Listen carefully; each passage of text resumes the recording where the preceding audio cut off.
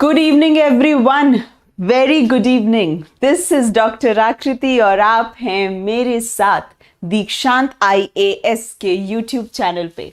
चलिए भाई, good evening everyone, very good evening to all of you. चलिए भाई, स्टार्ट कर रहे हैं। हमारा 15th चैप्टर है, 15th चैप्टर है और 15th चैप्टर क्या है? उसका नाम है एयर। उसका नाम क्या है? एयर। हमारे चारों ओर वायु, एयर अराउंड अस। ठीक है, तो हमारे आसपास जो वायु है, जो एयर है, उसकी बात हम लोग कर रहे हैं। चलो भाई, तो यहाँ पे आपको कौन सी चीज जाननी जरूरी है? यहाँ पे आपको कौन सी चीज जाननी जरूरी है?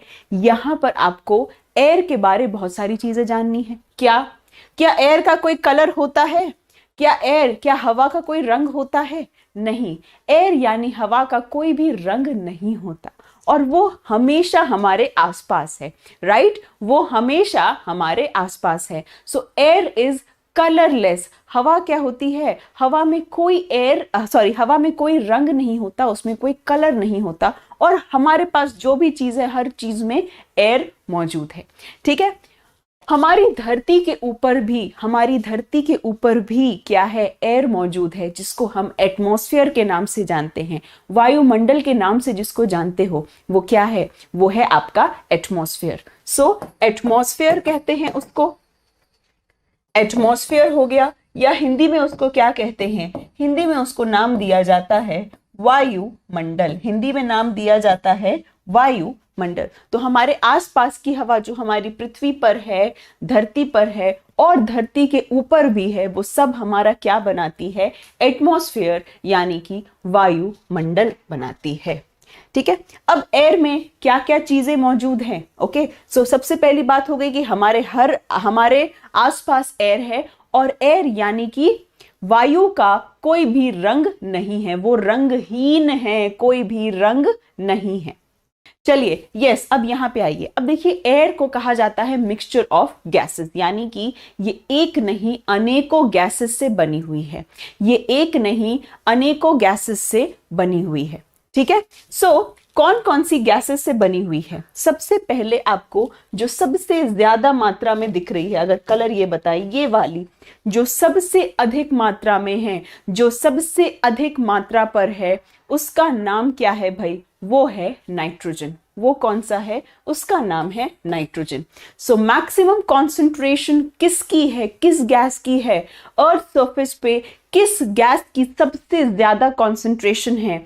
वो है नाइट्रोजन। सो कोई आपसे पूछे कि कौन सी गैस है जो सबसे अधिक मात्रा में है, दैट इज योर नाइट्रोजन। 78% क्या है? नाइट्रोजन। नाइट्रोजन के बाद दूसरे नंबर पर क्या आता है? नाइट्रोजन के बाद दूसरे नंबर पर आता है ऑक्सीजन। ओके, सो नाइट्रोजन के बाद दूसरे नंबर पे कौन आता है? ऑक्सीजन आता है। और ऑक्सीजन कितना है? लगभग 20%, लगभग 20%, यानी कि 20% है। ठीक है, ओके। उसके अलावा बहुत कम मात्रा में बाकी गैसेस होते हैं, जैसे कि वाटर वेपर। बाकी गैसेस में क्या आ गया आपका? बाकी गैसेस में आ गया आपका वाटर वेपर, यानी कि जल वाष्प। वाटर वेपर यानी कि जल वाष्प आ गया।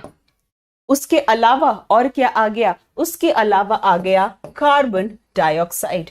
उसके बाद क्या आ गया? Carbon dioxide. उसके बाद क्या आ गया? आर्गन आ गया। उसके बाद क्या आ गया? आर्गन आ गया। ठीक है, ओके। सो ये सारे गैसेस होते हैं, लेकिन ये सारे गैसेस बहुत कम मात्रा में होते हैं। सबसे अधिक क्या है? सबसे अधिक है आपका नाइट्रोजन और फिर आता है ऑक्सीजन। ठीक है, सो एयर में क्या है? बहुत सारे गैसेस हैं जो मिक्स्ड हैं। एयर में क्या है? बहुत सारे गैसेस हैं जो मिक्स्ड हैं, वो कहलाता है एयर। चलिए, अब सबसे पहले बात करते हैं ऑक्सीजन और नाइट्रोजन की। तो यहाँ पर एक एक्सपेरिमेंट क्या है? किया गया है। इनफैक्ट हम लोग को भी स्कूल में ये आता था बचपन में करने के लिए, कि एक कैंडल लिया, 2 कैंडल लिए, दोनों को जलाया हमने। दूसरे कैंडल के ऊपर ग्लास रख दिया। ठीक है, दूसरे कैंडल के ऊपर क्या किया? ऐसा एक ग्लास रख दिया जो कि शीशे का ग्लास है। ठीक है, एक शीशे का ग्लास है जो इस तरह से रख दिया। थोड़ी देर के बाद देखा गया कि जो कैंडल जिसके ऊपर शीशे का गैस है वो कैंडल बुझ गया, वो कैंडल बुझ गया। तो वो कैंडल क्यों बुझ जा रहा है? वो कैंडल क्यों बुझ जा रहा है? वो कैंडल इसीलिए बुझ जा रहा है कि जलने के लिए क्या चाहिए? जलने के लिए ऑक्सीजन चाहिए, है ना? जलने के लिए ऑक्सीजन चाहिए। और जब ये ग्लास आपने रख दिया, इसका मतलब आपने इसको ऑक्सीजन से क्या किया? आपने इसको ऑक्सीजन से दूर रखा, तो ये नहीं जला। ठीक है, ऑक्सीजन इसका मतलब जलने में सहायक है, राइट? ऑक्सीजन जो है इसका जलने में सहायक है, कैंडल के जलने में ऑक्सीजन सहायक है। ठीक है, यानी जब ये मोमबत्ती इसके ऊपर आपने एक ग्लास रख दिया, इसका मतलब अभी भी कोई तो ऐसी चीज है जो इसको जलने से रोक रही है ना? कोई तो ऐसी चीज है जो इसको जलने से रोक रही है। उसका नाम क्या है? उस गैस का नाम क्या है? तो उस गैस का नाम है नाइट्रोजन। ठीक है, उस गैस का नाम क्या है? उसका नाम है नाइट्रोजन। तो जलने के लिए क्या है? जलने के लिए उसको प्रेरित कौन कर रहा है? ऑक्सीजन। और जलने से रोक कौन रहा है? जलने से रोक कौन रहा है? नाइट्रोजन। ठीक है, चलिए, सो ऑक्सीजन समझ में आ गया, नाइट्रोजन समझ में आ गया। ठीक है, आगे चला जाए। अब कार्बन डाइऑक्साइड। अब हम किसकी बात करते हैं? अब हम बात करते हैं कार्बन डाइऑक्साइड की। Alright, so we will talk about carbon dioxide. आपने ये अक्सर महसूस किया होगा कि जब आप ऐसी जगह पे बैठते हैं जहां पे बहुत सफोकेशन हो, या मान लो कि कहीं पर आग जल रही हो, ठीक है, या आपने ठंड में, ये तो सबने महसूस किया होगा कि जब आप ठंड में हीटर लगा दें और आप सारे कमरा बिल्कुल बंद कर ले, दरवाजा बिल्कुल बंद कर लें, कमरे में हीटर लगा ले और अपना जो दरवाजा है वो पूरी तरह बंद कर दे, तो उस स्थिति में क्या होता है? क्या आपको थोड़ी बहुत घुटन महसूस होने लगती है? क्या आपको सफोकेशन महसूस होने लगता है? बिल्कुल इस व्यक्ति की तरह बिल्कुल होने लगता होगा, है ना? ये किसके वजह से है? ये है कार्बन डाइऑक्साइड के वजह से। This is due to which gas? ये किस वजह से है? कार्बन डाइऑक्साइड के वजह से। ठीक है, this is due to carbon dioxide. ठीक है, कलर चेंज किया जाए थोड़ा। कार्बन डाइऑक्साइड के वजह से ये चीज देखी जा रही है कि कार्बन डाइऑक्साइड के वजह से घुटन हो रही है, राइट? कार्बन डाइऑक्साइड के वजह से आपको घुटन हो रही है। तो ये सब गैसेस का अलग अलग रोल्स है। कार्बन डाइऑक्साइड वो गैस है जो आप छोड़ते हो जब आप सांस लेते हो। जब आप सांस छोड़ते हो तो क्या है? कार्बन डाइऑक्साइड आप छोड़ते हो।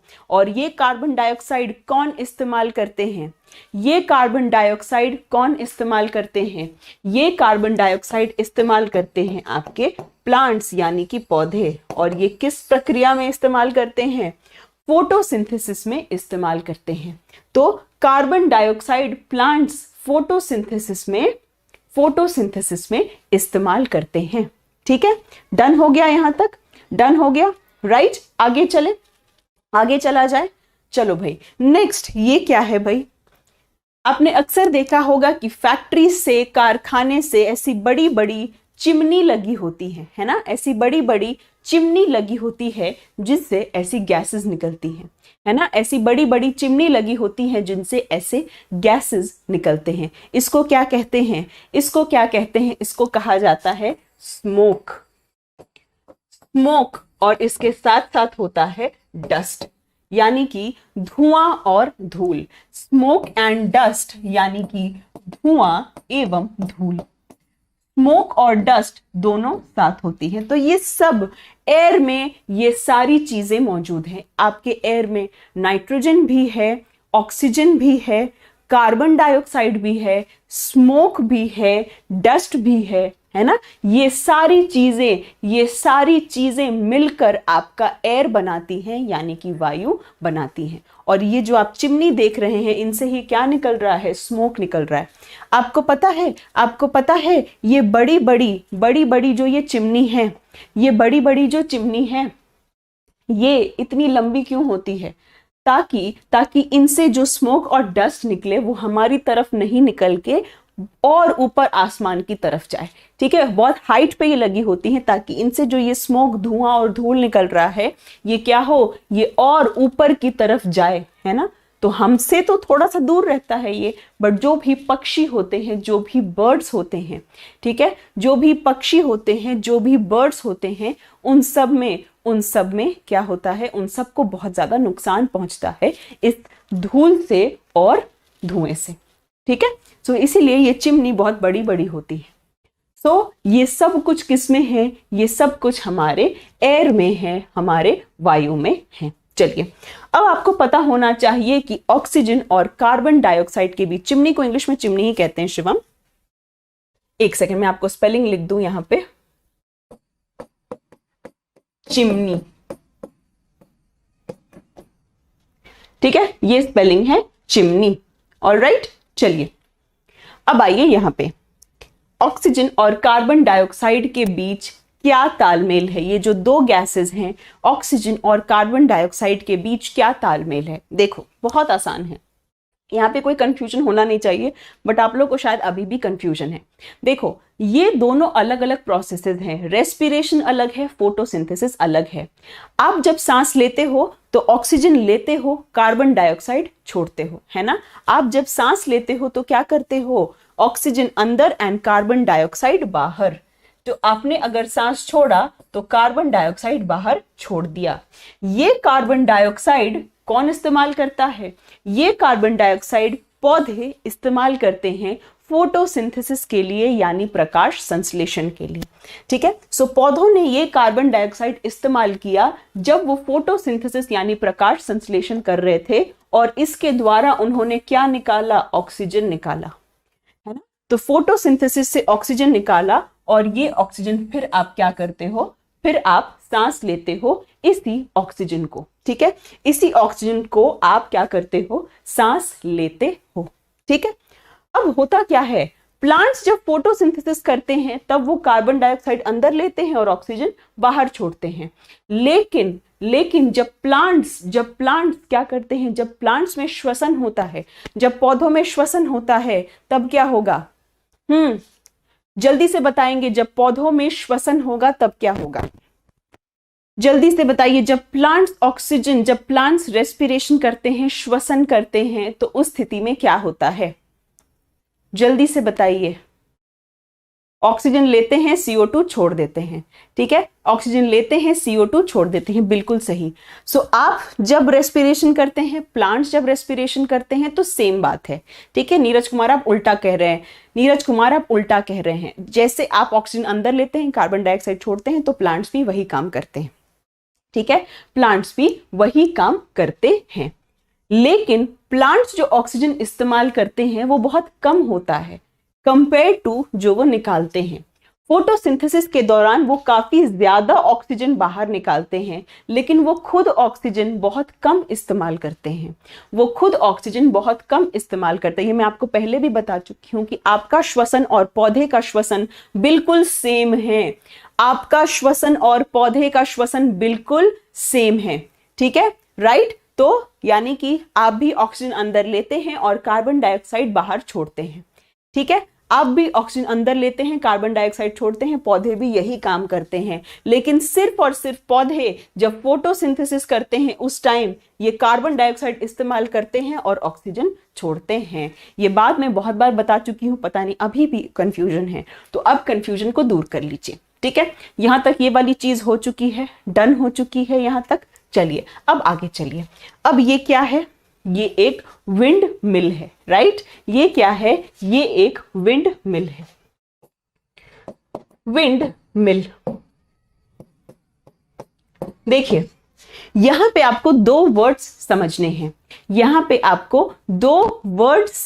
समझने हैं, एयर एंड विंड, यानी कि हवा और वायु। So what is the difference between air and wind. Wind हम किसको कहते हैं, moving air is called wind.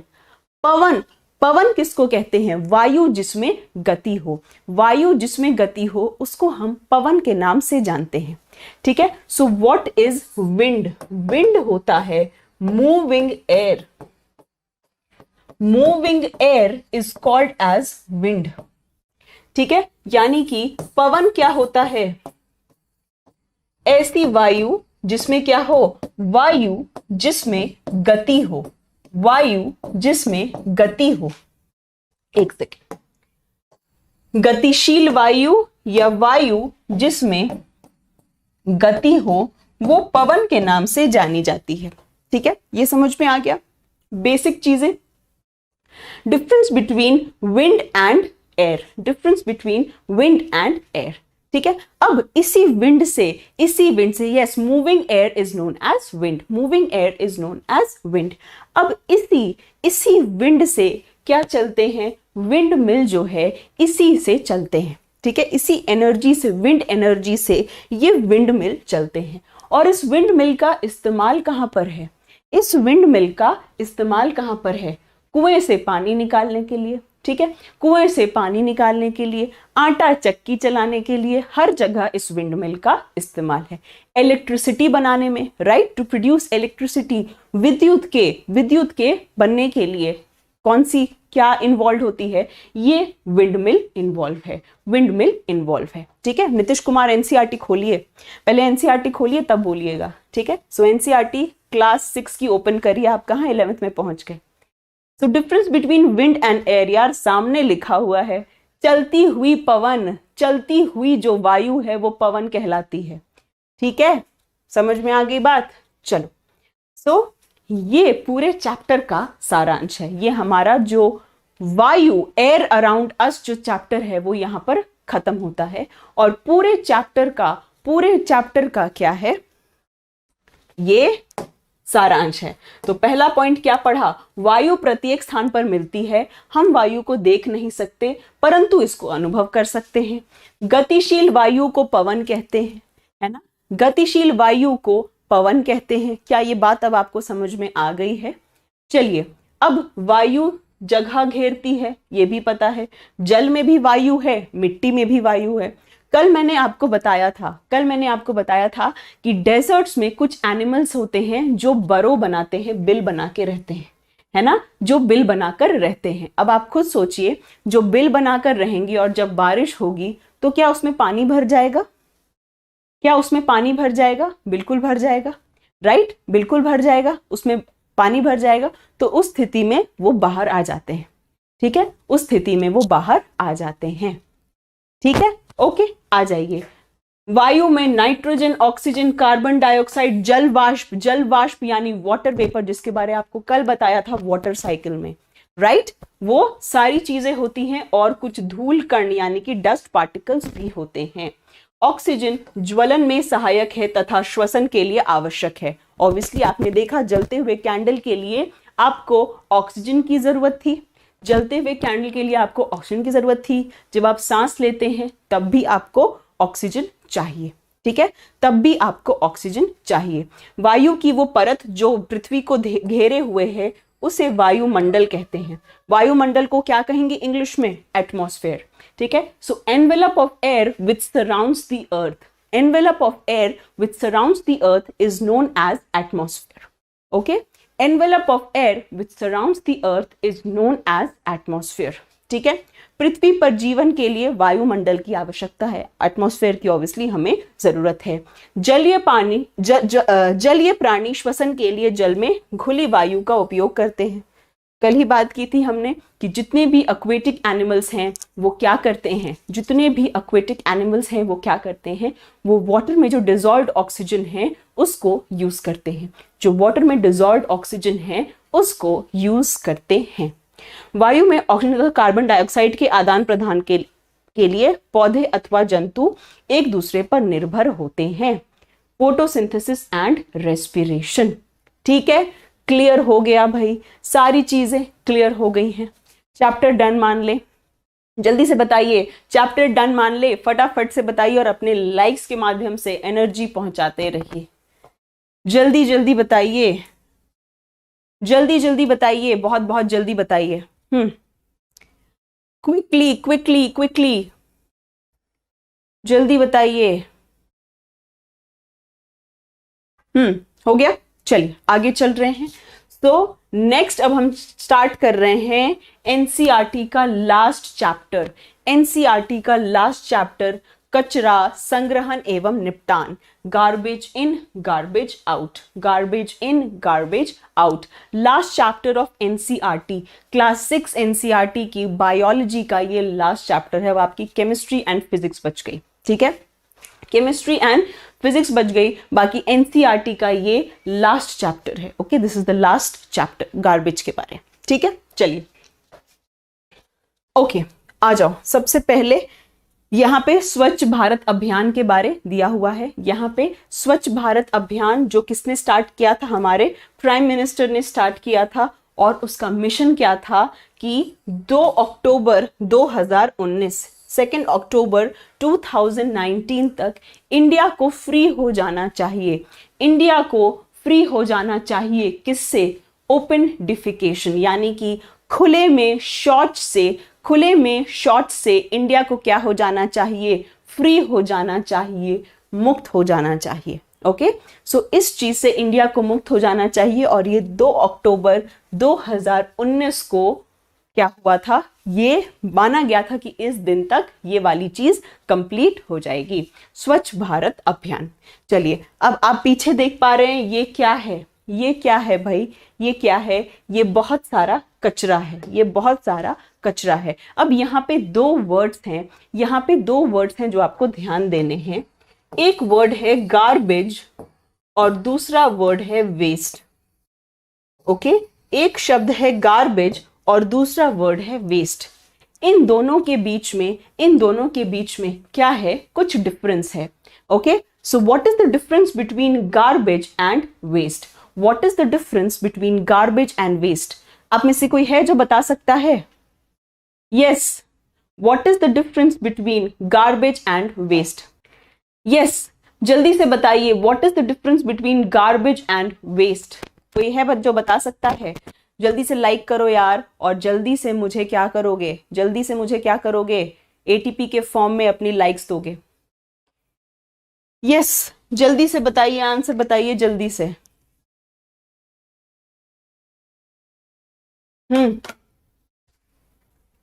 Quickly. Garbage useful हो सकता है, बिल्कुल गौतम मंडा, आपका जवाब बिल्कुल सही है, बिल्कुल सही आपका जवाब है। वेस्ट यानी ऐसी ऐसी चीज है जिसको क्या करना पड़े? ऐसी चीज है जिसको हटाना ही आवश्यक है, राइट? ऐसी चीज है उसको हटाना ही आवश्यक है, राइट? उसको आप रख नहीं सकते, उसको हटाना आवश्यक है। That is known as waste, that is known as waste. और गार्बेज में कुछ ऐसी चीजें भी हो सकती हैं जो पुनः इस्तेमाल की जा सकती है, ठीक है? गार्बेज में कुछ बायोडिग्रेडेबल वेस्ट हैं, ओके, जो पुनः इस्तेमाल की जा सकती हैं। वेस्ट यानी वो चीजें जिनको आप इस्तेमाल नहीं कर सकते, ठीक है, जिनको आप रिसाइकिल नहीं कर सकते, जिनको आप इस्तेमाल नहीं कर सकते, जो आपके लिए बिल्कुल भी उपयोगी नहीं है, बिल्कुल भी आपके लिए उपयोगी नहीं है, ठीक है? बस एक सेकेंड। हाँ, जो बिल्कुल भी आपके लिए उपयोगी नहीं है, जबकि गार्बेज में ऐसी कुछ चीजें हो सकती हैं जो आपके लिए उपयोगी होंगी, ठीक है? अब आपने अक्सर देखा होगा कि आपके घर में एक कूड़ा वाला आता है और आपके घर में जितना भी कूड़ा कचरा होता है वो उठाकर ले जाता है। अब वो उठाकर जाते कहाँ हैं, ठीक है? वो उठाकर जाता कहाँ है? तो वो उठाकर जाता है एक लैंडफिल में। कचरे से निपटने के बहुत सारे तरीके होते हैं। अभी इस क्लास की एनसीईआरटी हमें सिर्फ लैंडफिल के बारे बता रही है, और भी होता है इंसिनरेशन, जहां पे वेस्ट को जला दिया जाता है, जैसे हॉस्पिटल वेस्ट है जिनको जला दिया जाता है, ठीक है? बट अभी हम उसकी बात नहीं करेंगे क्योंकि आपको पता है हम बिल्कुल क्लास वाइज चल रहे हैं। तो अभी इस कक्षा की एनसीईआरटी हमें लैंडफिल के बारे बताती है, ठीक है, कि ये जो गार्बेज है, जो भी कचरा हमारे घर से जाता है, उसको एक भराव क्षेत्र होता है जहां पर डिस्पोज यानी कि फेंक दिया जाता है। एक ऐसा एरिया होता है जो रहने की जगह से काफी दूर होता है ना, जहां के आसपास लोग नहीं रहते, जो रहने की जगह से काफी दूर होता है, जिसको हम लैंडफिल कहते हैं। तो वहां पे इस सारे कचरे को डाल दिया जाता है और जब ये पूरी जगह भर जाती है, जब ये पूरी जगह भर जाती है तो उसके ऊपर मिट्टी की लेयर, सॉइल यानी मिट्टी की लेयर डाल दी जाती है। ठीक है, जब उसके ऊपर सॉइल यानी मिट्टी की लेयर डाल दी जाएगी तो क्या होगा, धीरे धीरे कुछ सालों के बाद वहां पे कोई पार्क बन सकता है। ठीक है, कोई खेलने कूदने की जगह बन सकती है। यही होता है लैंडफिल यानी भराव क्षेत्र।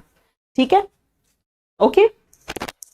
3R क्या है भाई, गार्बेज से निपटने के लिए ये 3R का इस्तेमाल किया जाता है, reduce, reuse and recycle. 3R का क्या मतलब है, पहला R है रिड्यूस, यानी कि अपनी आवश्यकताएं आप कम करें। रिड्यूस का क्या मतलब है कि अपनी आवश्यकताएं कम करें, वही चीज इस्तेमाल करें जो आपके लिए आवश्यक हैं या जरूरी हैं। रीयूज का क्या मतलब है कि जो चीजें आप दोबारा इस्तेमाल कर सकते हैं उसको जरूर इस्तेमाल में लाएं, है ना। जो चीजें आप दोबारा इस्तेमाल, से पेपर हो गया, पेपर जब आपने कॉपी लिख ली, नोट्स लिख लिया, आपने एग्जाम क्लियर कर लिया, अब आपको उस नोट्स की जरूरत नहीं है तो आप पेपर को रिसाइकिल करवा सकते हैं, है ना। घर में जो कबाड़ी वाला आता है वो इन चीजों को क्या कर सकता है, सॉरी वो तो रिसाइकिल में आ गया, वो रिसाइकिल कर सकता है। तो रिसाइकिल का मतलब क्या है कि आप चीजों को फेंके नहीं, कुछ चीजें वापस से यूज में लाई जा सकती हैं, जैसे कि अखबार हो गया, आपके बुक्स हो गए।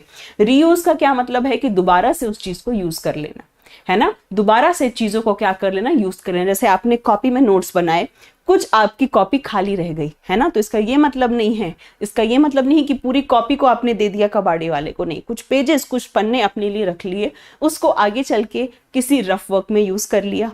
तो रिड्यूस का करने का क्या मतलब है, रिड्यूस करने का क्या मतलब है, कम करना। रीयूज यानी दोबारा रीयूज करना, और रिसाइकिल यानी कि फिर से उसको इस्तेमाल में लाना, है ना, फिर से उसको इस्तेमाल में लाना। ठीक है, चलिए ये यहां समझ में आ गया। अब वेस्ट जो होते हैं वो दो तरह के होते हैं, बायोडिग्रेडेबल एंड नॉन बायोडिग्रेडेबल। ठीक है, जो वेस्ट है वो दो तरीके के हैं, biodegradable and non biodegradable. Biodegradable का मतलब क्या होता है, हिंदी में कहते हैं जैव निम्नकरणीय पदार्थ, है ना, निम्नकरणीय पदार्थ, यानी कि जिसको डिकम्पोज किया जा सकता है। देखिए समझ में आ रही है सारी चीजें, समझ में आ रही है सारी चीजें। यस, यूपीएससी के लिए यूजफुल है, तभी तो पढ़ा रहे हैं ना, यूपीएससी के चैनल पे तभी तो पढ़ाया जा रहा है। देखिए बायोडिग्रेडेबल वो हैं जो क्या होती हैं, जो डिकम्पोज हो सकती है। ठीक है, जो डिकम्पोज हो सकती है, जैसे आपके घर में जो सब्जी बनती है उसका छिलका होता है ना।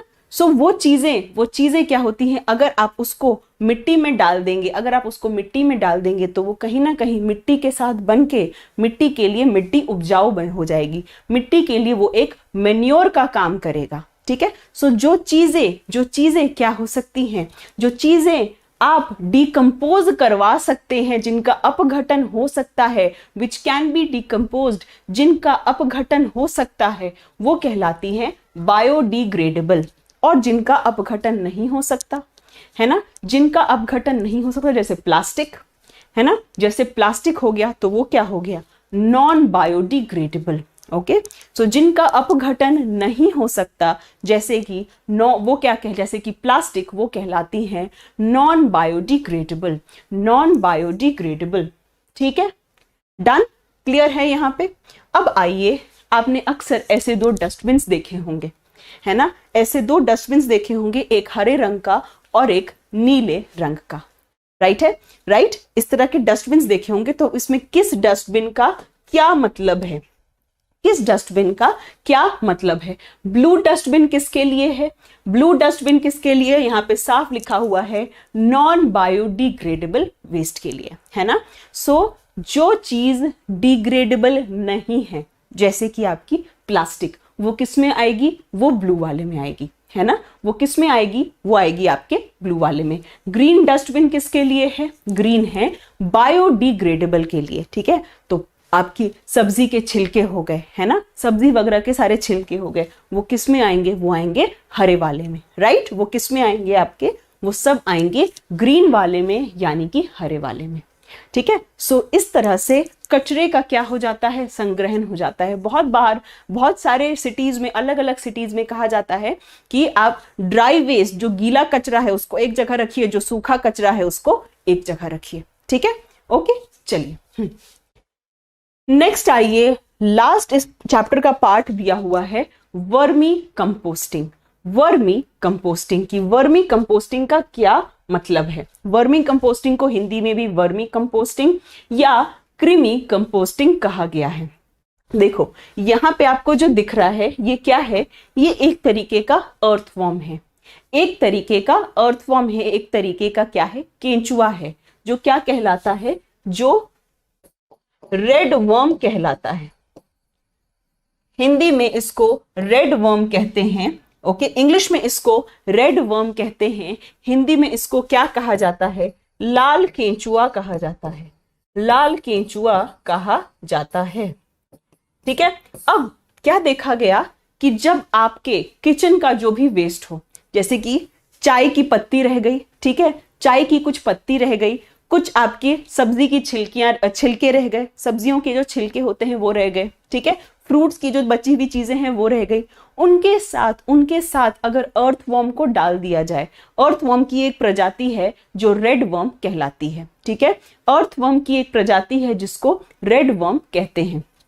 तो अगर रेड वर्म को इन चीजों के साथ डाल दिया जाए तो क्या होता है? एक मिट्टी जैसी चीज, एक बहुत ही उपजाऊ मिट्टी जैसी चीज, खाद पैदा हो सकती है, खाद पैदा हो सकती है, और यही चीज कहलाती है वर्मी कंपोस्टिंग। वर्मी कंपोस्टिंग में किसका इस्तेमाल किया जाता है? सीधा क्वेश्चन, ठीक है, किसका इस्तेमाल किया जाता है? तो रेड वर्म्स यानी कि लाल केंचुए का इस्तेमाल किया जाता है, और यही चीज कहलाती है वर्मी कंपोस्टिंग। ठीक है। अब इस केंचुओं के पास दांत नहीं होते, है ना, ये जो रेड वर्म्स हैं इनके पास दांत नहीं होते, तो होता क्या है? दांत के जगह इनके पास होता है गिजर्ड। क्या होता है? गिजर्ड। हिंदी में भी इसको गिजर्ड ही कहते हैं। ठीक है। सो इनके पास क्या मौजूद है? इनके पास मौजूद है गिजर्ड, राइट। सो इनके पास क्या मौजूद है? इनके पास गिजर्ड मौजूद है। क्या इतनी बात आपको समझ में आ रही है? जल्दी से बताएंगे, क्या यहां तक की चीजें आपको समझ में आई हैं? जल्दी बताइए फटाफट से। यहाँ पे हमारा ये चैप्टर भी खत्म हुआ और अब हम 7th स्टैंडर्ड की एनसीईआरटी शुरू करेंगे। चलिए भाई जल्दी बताइए, फटाफट से बताइए। गिजर्ड, यस, रेड वर्म के पास गिजर्ड होती है, गिजर्ड। इजी चैप्टर है, बुरा ना मैंने, ये सारी बहुत इजी चीजें हैं, बहुत बहुत इजी, ये सारी चीजें आपकी बहुत आसान है। अब हम बढ़ेंगे 7th स्टैंडर्ड की एनसीईआरटी के तरफ। इसके बाद प्लास्टिक के बारे कुछ बातें लिखी हुई हैं इस चैप्टर में कि जो प्लास्टिक है वो आपके लिए हानिकारक है। आपने अक्सर देखा होगा कि आजकल हर जगह न्यूज में भी आ रहा है कि आप जो खाना वगैरह गर्म करते हैं उसमें प्लास्टिक, उनमें जो प्लास्टिक के बर्तन है उसको इस्तेमाल ना करें। क्यों? क्योंकि कहते हैं जब उस प्लास्टिक को जब आप हीट करते हैं, गर्म करते हैं खाना उनमें, तो उनमें बहुत खतरनाक केमिकल्स निकलते हैं, और वो केमिकल्स आप में कैंसर कर सकते हैं। इसी वजह से प्लास्टिक पे बैन लगाया गया है ना। बैन इन द सेंस की प्लास्टिक नहीं रिकमेंडेड होता है। हर जगह ऐसा कहते हैं कि आप खाने वाली जो भी चीज इस्तेमाल करते हैं वो स्टील वगैरह की हो तो ज्यादा बेटर है, प्लास्टिक के बर्तन इस्तेमाल ना करें। गौतम मंडा गिजर्ड जो है वो रेड वर्म्स में दांत के समान, उनके पास दांत नहीं होता, उनके पास गिजर्ड होता है। चलिए, और अब वर्मी कंपोस्टिंग रिपीट करने रोशनी बोल रही है। तो वर्मी कंपोस्टिंग क्या होता है कि जब आप किचन के जो गार्बेज है, किचन में जो बेकार सी चीजें हैं, जैसे चाय की पत्ती ले ली, चाय छानी तो चाय की पत्ती बच गई, है ना, चाय की पत्ती बच गई, सब्जियों के छिलके वगैरह रह गए, तो उन सब को क्या किया जाता है? उन सब को अगर रेड वर्म का खाना ही है ये सारी चीजें, ठीक है, रेड वर्म का खाना ही है ये सारी चीजें। तो रेड वर्म को जब इन चीजों के साथ रखा जाता है तो वो क्या बना देता है, एक खाद मिट्टी जैसी चीज बना देता है और वो बहुत ज्यादा उपजाऊ होती है ना। जो लोग बहुत ज्यादा इन पे पेस्टिसाइड वगैरह पे पैसे खर्च करते हैं, पेस्टिसाइड कह रही हूँ, फर्टिलाइजर पे, उर्वरक पे जो पैसे खर्च करते हैं, उन पैसों को नहीं खर्च करके अगर वर्मी कंपोस्टिंग का सहारा लिया जाए तो बहुत संख्या में पैसे जो हैं वो बचाए जा सकते हैं, काफी संख्या में पैसे जो हैं वो बचाए जा सकते हैं। ठीक है, चलिए ओके, आगे चले हम लोग, आगे चले। चलिए अब इस चैप्टर का सारांश एक बार देख लिया जाए। भारत क्षेत्र वह स्थान है जहां शहर अथवा नगर को कचरे को एकत्र करना पाया जाता है। रसोई के अपशिष्ट, पौधे एवं जंतु अपशिष्टों को पदार्थ में परिवर्तित करना वर्मी कंपोस्टिंग या कंपोस्टिंग कहलाता है। और वर्मी कंपोस्टिंग में जब आप लाल केचुओं का इस्तेमाल करते हैं तब वो चीज वर्मी कंपोस्टिंग आपकी कहलाती है। कागज यानी पेपर का पुनः चक्रण यानी कि रिसाइकलिंग जो है वो जरूर करना चाहिए। और कंपोस्टिंग द्वारा प्लास्टिक को कम हानिकारक में परिवर्तित करना संभव नहीं है। इसलिए मैंने क्या कहा कि प्लास्टिक अच्छा नहीं है, प्लास्टिक अच्छा नहीं है और हमें क्या करना चाहिए, कम अपशिष्ट उत्पन्न करने की कोशिश करनी चाहिए। ठीक है, सो ये सारी चीजें जो हैं किसकी है, हमारे इस चैप्टर की है। तो यहाँ पे 600 की एनसीईआरटी आपकी पूरी कंप्लीट होती है, 600 की बायो की एनसीईआरटी आपकी टोटल कंप्लीट होती है।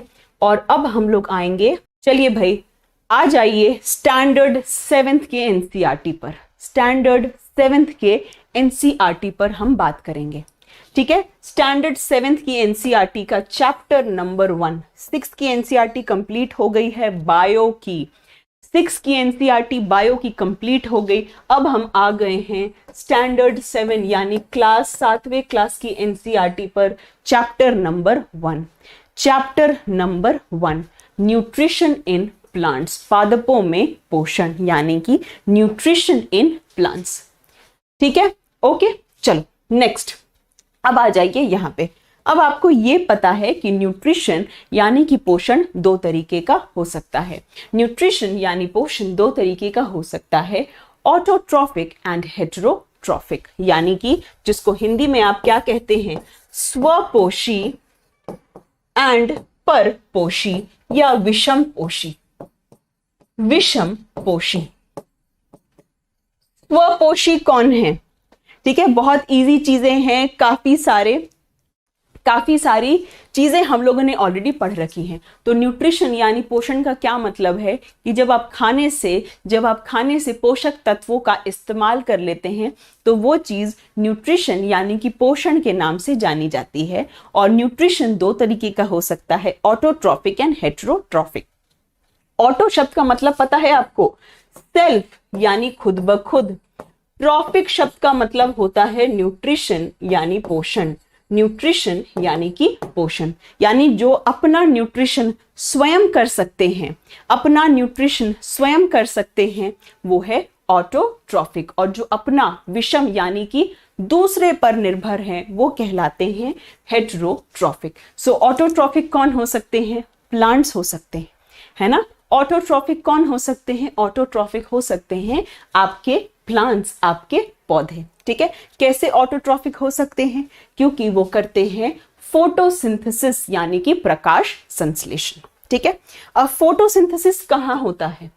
फोटोसिंथेसिस कहाँ होता है आप सबको पता है, लीव्स में होता है। ठीक है, बहुत सारी चीजें हम लोग ऑलरेडी कर चुके हैं, ये चैप्टर भी अब आपको बहुत इजी लगेगा। आपका एक बेस बन गया है 6th स्टैंडर्ड का, अब आपको सारी चीजें बहुत इजी लगेंगी। ठीक है, सो फोटोसिंथेसिस कहां पर होता है? फोटोसिंथेसिस लीव्स में होता है, पत्तों में होता है। पत्तों में ही क्यों होता है? पत्तों में इसीलिए होता है क्योंकि पत्तों में मौजूद है क्लोरोफिल। क्लोरोफिल यानी कि पर्णहरित वर्णक या क्लोरोफिल। ठीक है, इसीलिए फोटोसिंथेसिस किस में होता है? लीव्स में होता है। ठीक है, कल मैंने आपको बताया था किसके बारे? कैक्टस के बारे की कुछ प्लांट्स में फोटोसिंथेसिस स्टेम के द्वारा, तने के द्वारा भी हो सकता है। तो ये चीज भी आप ध्यान रखेंगे कि कैक्टस में फोटोसिंथेसिस कौन करता है? कैक्टस में फोटोसिंथेसिस करता है स्टेम यानी कि तना, है ना। और जिस भी पौधे में स्टेम फोटोसिंथेसिस कर रहा हो, तना प्रकाश संश्लेषण कर रहा हो, उसका तना क्या होगा? उसका स्टेम कैसा होगा? उसका तना ग्रीन होगा यानी कि हरा होगा। ठीक है, जहां पे तना फोटोसिंथेसिस कर रहा होगा वहां पे तना हरा होगा यानी कि ग्रीन होगा। ठीक है, सो ऐसा नहीं है कि सिर्फ पत्तों में फोटोसिंथेसिस होता है, कुछ प्लांट्स में, स्टेम में भी फोटोसिंथेसिस हो सकती है। सिंपल सी बात है। फोटोसिंथेसिस में प्लांट्स को क्या क्या चाहिए? जो मैंने आपको एग्जांपल दिया था कि मम्मी अगर घर में खाना बनाती है तो क्या क्या चाहिए? तो उसके लिए सनलाइट चाहिए, पानी चाहिए, कार्बन डाइऑक्साइड चाहिए, और चौथी चीज क्या चाहिए? चौथी चीज है आपकी ये क्लोरोफिल। ये 4 चीजें चाहिए प्लांट्स को फोटोसिंथेसिस करने के लिए। ठीक है, अब देखिए प्लांट्स में आपको मैंने स्टोमेटा बताया था, राइट। स्टोमेटा बताया था जिसको रंध्र कह रहे थे। कि स्टोमेटा से ही क्या होता है? गैसों का आदान प्रदान होता है। हर पत्ते में छोटे छोटे छिद्र होते हैं जिनको हम स्टोमेटा कहते हैं, और स्टोमेटा से ही गैसों का आदान प्रदान होता है। ठीक है, जब स्टोमेटा खुलेंगे तो गैसेस का आना जाना पॉसिबल हो सकता है। ठीक है, अब स्टोमेटा गेट की तरह है। ठीक है, स्टोमेटा क्या है? गेट की तरह है, गेट की तरह खुलेंगे और बंद करेंगे। आपने देखा होगा कि बड़े बड़े बिल्डिंग में गेट खोलने और बंद करने का काम किसका रहता है?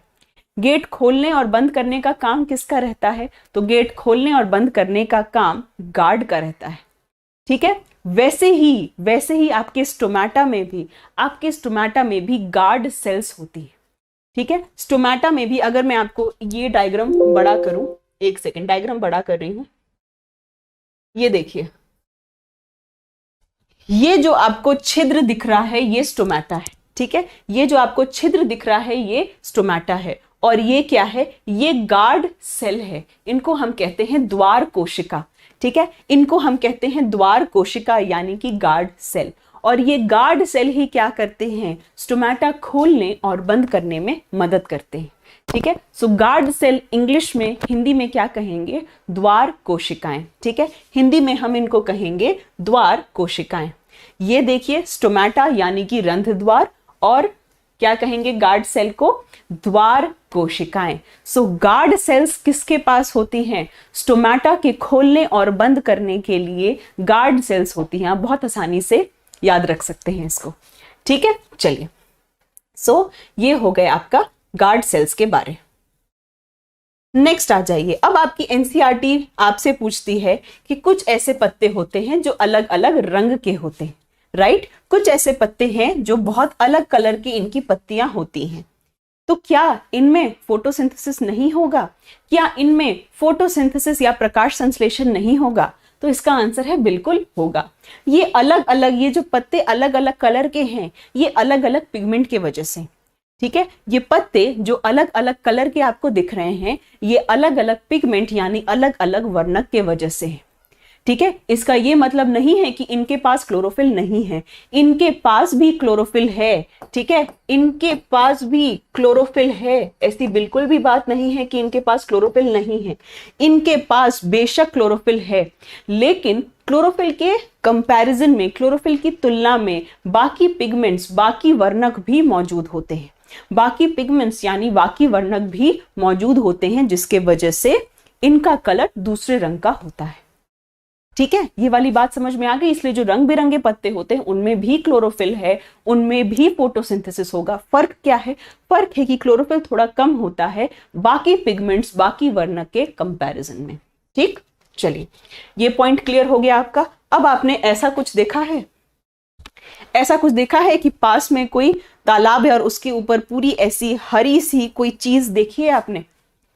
ये क्या है? ये एल्गी है यानी कि शैवाल है। ठीक है, ये क्या है? ये एल्गी है यानी कि शैवाल है। ठीक है, ओके। सो ये एल्गी, शैवाल क्या होते हैं? ये भी प्लांट्स हैं। ये भी क्या है? प्लांट्स हैं। और इनमें भी क्या है? फोटोसिंथेसिस होता है। ये भी प्लांट्स हैं और इनमें भी फोटोसिंथेसिस यानी प्रकाश संश्लेषण जरूर होता है। ऐसा नहीं है कि इसमें प्रकाश संश्लेषण नहीं है, इनमें भी प्रकाश संश्लेषण होता है। तो कोई आपसे पूछे क्या एल्गी फोटोसिंथेसिस कर सकता है, क्या एल्गी फोटोसिंथेसिस कर सकता है, तो जी हाँ बिल्कुल, क्योंकि एल्गी शैवाल क्या है, वो प्लांट ही है, वो फोटोसिंथेसिस जरूर कर सकता है। क्या एल्गी के पास क्लोरोफिल है, जी हाँ इसके पास बिल्कुल क्लोरोफिल है, तभी तो फोटोसिंथेसिस कर पा रहा है, तभी तो फोटोसिंथेसिस कर पा रहा है, राइट। चलिए ये क्या है। अब अगर आपसे पूछा जाए कि क्या क्या सारे प्लांट्स ऑटोट्रॉफ्स हैं, अगर आपसे पूछा जाए कि क्या सारे प्लांट्स ऑटोट्रॉफ्स हैं, क्या सारे प्लांट्स के पास क्लोरोफिल है, नहीं। एक प्लांट है ये जिसका नाम है, जिसको हिंदी में अमरबेल कहते हैं, इंग्लिश में क्या कहते हैं, कसकटा कहते हैं, और हिंदी में अमरबेल के नाम से जानते हैं। ये एक ऐसा प्लांट है जिसके पास क्लोरोफिल नहीं है, ये एक ऐसा प्लांट है जिसके पास क्लोरोफिल नहीं है। अगर इसके पास क्लोरोफिल नहीं होगा तो क्या ये ऑटोट्रॉफिक होगा? अगर किसी के पास क्लोरोफिल नहीं है तो क्या वो ऑटोट्रॉफिक होगा, क्या वो स्वपोषी होगा? नहीं। इसका मतलब कि अमरबेल ऑटोट्रॉफिक नहीं है, स्वपोषी नहीं है। इसका मतलब कि ऐसे भी पौधे होते हैं जो अगर ऑटोट्रॉफिक नहीं है तो क्या होंगे, अगर ऑटोट्रॉफिक नहीं है तो क्या होंगे, ये है हेटेरोट्रॉफिक। ये क्या है, हेटेरोट्रॉफिक है। और हेटेरोट्रॉफिक में भी पता है ये क्या है, ये पैरासिटिक है यानी कि परजीवी है। ठीक है, ये क्या है, ये पैरासिटिक है, ये एक पैरासाइट है यानी कि परजीवी है। अब पैरासाइट किसको कहते हैं? ठीक है, पैरासाइट से शब्द आया पैरासिटिक। पैरासाइट का मतलब है जो किसी दूसरे पर आश्रित हो, जो किसी दूसरे पर डिपेंडेंट हो। ठीक है, क्योंकि इसके पास क्लोरोफिल नहीं है, ये अपना खाना खुद नहीं बना सकता, तो इसका मतलब है ये दूसरे पर आश्रित है, दूसरे के सहारे रहता है। ठीक है, सो ये क्या है, ये पैरासिटिक है यानी कि परजीवी है। ठीक है, ये पैरासिटिक है यानी परजीवी है। तो कोई आपसे पूछे कि एक ऐसे प्लांट का एग्जाम्पल दीजिए, एक ऐसे प्लांट का उदाहरण दीजिए जो पैरासिटिक हो या परजीवी हो, तो आप क्या बोलेंगे? अमरबेल, जिसको कसकटा के नाम से इंग्लिश में जाना जाता है। ठीक है, सो ये पैरासाइट है यानी परजीवी है। क्लियर है, क्लियर है? यस, एक दूसरे पे निर्भर सिम्बायोटिक रिलेशन, वो सहजीवन कहलाता है अवधेश। ये परजीवी है यानी यहां पे दूसरा निर्भर है, अमरबेल दूसरे पौधे पर निर्भर रहेगा। ठीक है, जो आप कह रहे हैं अगर एक दूसरे पर निर्भर है तो वह सहजीवन है जहां पे दोनों को फायदा है। यहां पर सिर्फ इसी को फायदा है, यहां पर सिर्फ इसी को फायदा है। ठीक है, अब देखो ये क्या है, क्या कोई पौधा भक्षण का काम कर सकता है? क्या कोई पौधा भक्षण का काम कर सकता है? यस, इसको क्या बोलते हैं? इसको नेपेंथिस कहा जाता है, इसको कहा जाता है नेपेंथिस। इंग्लिश में कहा जाता है, हिंदी में कहा जाता है घटपर्णी, घटपर्णी, या इसको पिचर प्लांट कहा जाता है। पिचर पता है किसको कहते हैं? पिचर किसको कहते हैं? पिचर हम कहते हैं एक बड़े से ग्लास को या जग को। ठीक है, एक बड़े से जग को इस तरह से पिचर कहा जाता है। यहां पे देख रहे हो, यहां पे जो इसके लीव्स हैं, यहां पे जो इसके लीव्स हैं वो बिल्कुल एक पिचर की तरह हो गए, है ना, बिल्कुल एक पिचर की तरह हो गए हैं। कोई भी कीड़ा अगर यहां पर आया, अगर यहां पर आया तो क्या होता है, इसके अंदर बहुत छोटे छोटे बाल जैसी चीज होती है जो उस कीड़े को अंदर फंसा लेती है, जो इस कीड़े को अंदर फंसा लेती है। और जो भी इस पौधे के एंजाइम्स होते हैं, जो भी इस पौधे के एंजाइम्स होते हैं उस कीड़े को खा जाते हैं। ठीक है, उस कीड़े को खा जाते हैं। ऐसे प्लांट को हम क्या कहते हैं? ऐसे प्लांट को हम कहते हैं इंसेक्टिवोरस प्लांट। ऐसे प्लांट को कहा जाता है इंसेक्टिवोरस प्लांट, या हिंदी में कहें तो कीटभक्षी पौधा, कीटभक्षी पौधा। ऐसे पौधे को कहा जाता है कीटभक्षी पौधा या इंसेक्टिवोरस प्लांट के नाम से जाना जाता है, जो इंसेक्ट को खाता है, कीटों को खाता है, कीटों का भक्षण करता है। साफ आपको दिख रहा है कि ये क्या करेगा, कीटों का भक्षण करेगा। सो इंसेक्टिवोरस प्लांट यानी कि कीट भक्षी पौधा। एक और कीट भक्षी पौधा का उदाहरण है Venus fly trap. Venus fly trap ये भी क्या है, ये भी इंसेक्टिवोरस प्लांट है। ये भी इंसेक्टिवोरस प्लांट है, यानी कि ये भी क्या है, ये भी एक कीट भक्षी पौधा है। ये भी एक कीट भक्षी पौधा है। तो कोई आपसे अगर पूछेगा कि हेट्रोट्रॉफिक प्लांट्स के नाम बताइए, ऐसे प्लांट्स के नाम बताइए जो विषम पोषी हैं, तो क्या क्या एग्जाम्पल हो गए आपके पास? अमरबेल हो गया, है ना, नेपेंथिस हो गया इसके पहले वाला, वीनस फ्लाई ट्रैप हो गया। ये सारे ऐसे हैं जो क्या हैं, जो हेटेरोट्रॉफिक हैं, है ना। और इसमें Nepenthes and Venus fly trap क्या हो गया, इंसेक्टिवोरस यानी कि कीट भक्षी, राइट। इंसेक्टिवोरस यानी कीट भक्षी। क्लियर है यहां तक? जल्दी से बताइए, क्लियर है? फटाफट से बताएंगे, जल्दी जल्दी बताएंगे, बहुत जल्दी जल्दी बताएंगे। चलिए, गुड, क्लियर है तो बहुत बढ़िया। इस चैप्टर को आगे कल कंटिन्यू करेंगे। आगे कल हमारा प्लान है इस चैप्टर को खत्म करना और न्यूट्रिशन इन एनिमल्स भी शुरू करना। So nutrition in plants, nutrition in animals भी हमें कल स्टार्ट करना है, ठीक है। अब आपको आई होप सारी चीजें क्लियर होंगी। अब हमने थोड़ी सी अपनी स्पीड भी बढ़ा दी है, क्योंकि पहले हम धीरे चले, थोड़ा सा बेसिक्स कवर करते हुए चले। अब आपको बेसिक चीजें समझ में आ गई होंगी, राइट। अब आपको बेसिक चीजें जो हैं वो क्लियर होती जा रही हैं, तो अब हम अपनी स्पीड भी बढ़ाते जा रहे हैं, ठीक है। चलिए, अब कल मिलते हैं कल की क्लास में, और कल की क्लास में हम लोग क्या करेंगे, बाकी चीजों को कवर करेंगे, ठीक है। चलिए, thank you so much, bye bye.